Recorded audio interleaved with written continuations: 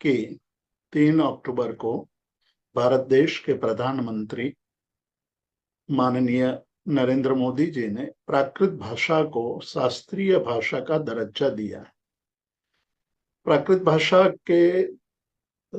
को शास्त्रीय भाषा का दर्जा मिलने से क्या संभावनाएं बनी है और किस प्रकार से हमें काम करने पर जो संभावना बनी हुई है उसको हम आगे ले जा सकते हैं, उस विषय में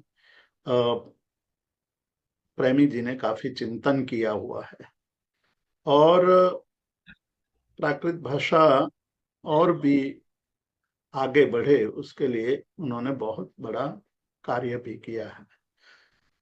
प्राकृत भाषा आज से 2500-2600 साल पहले जनभाषा थी, लोक भाषा थी। और श्रमण भगवान महावीर ने अपना उपदेश प्राकृत भाषा में दिया। आगमों की रचना प्राकृत भाषा में हुई। निरुक्ति, भाष्य, चूर्णी आदि ग्रंथों की रचना प्राकृत भाषा में हुई।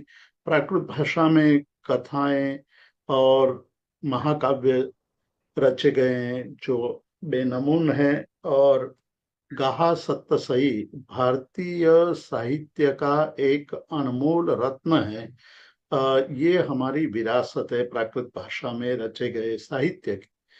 और उस साहित्य का पठन पाठन और आगे बढ़ाने का कार्य जैसे बीएल इंस्टीट्यूट कर रहा है और अन्य इंस्टीट्यूट भी कर रहे हैं, तो अब उसका दायित्व भी बढ़ रहा है।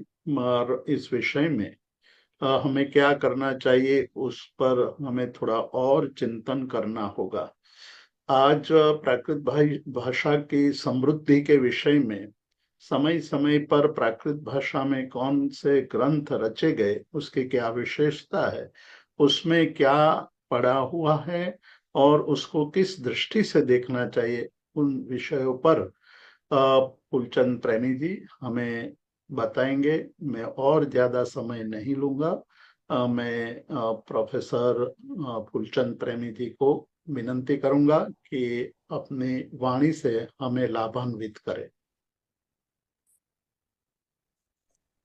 नमोजिणानां धम्बो मंगल मुक्तिठम अहिंसा संयमो तवो देवावीतम नमस्सन्ति जस धम्मे सयामा। सम्मानीय हमारे बहुत ही सुहृदवर